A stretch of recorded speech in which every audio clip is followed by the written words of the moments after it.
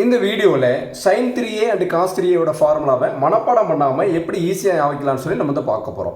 இப்போ sin 3aன்னு கேட்கும்போது நம்ம என்ன ஞாபகிக்கணும்னா 3 மைனஸ் 4ங்கிறது ஞாபகம் வச்சுக்கணும். cos 3a ஃபார்முலாவுக்கு 4 மைனஸ் 3 சொல்லுங்கள் பார்க்கலாம். sin 3aனா 3 மைனஸ் 4ங்கிற நம்பரை ஞாபகம் வச்சுக்கணும். cos 3aனா 4 மைனஸ் 3 ஞாபகம் வச்சுக்கணும்.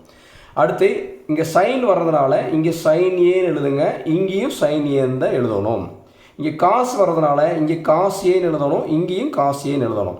இப்போ அடுத்து நம்ம ஞாபகிக்க வேண்டிய ஹிண்ட் என்னென்னா எங்கே 4 வருதோ அந்த இடத்துல கியூப் கொடுக்கணும். இங்கே 4 வருதுங்களா, இந்த 4 வரக்கூடிய இடத்துல இந்த இடத்துல கியூப் கொடுங்க, சைன் கியூப் ஏ. இங்கே 4 வருதுங்களா, 4ஆம் நம்பர் வர இடத்துல வந்து இங்கே வந்து கியூப் கொடுக்கணும். இப்போ ஃபார்முலா ரெடி ஆகிடுச்சு. இப்போ பாருங்கள், ஃபார்முலா படிச்சு பாருங்கள். sin 3a = 3 sin a minus 4 sin cube a, cos 3a = 4 cos cube a minus 3 cos a.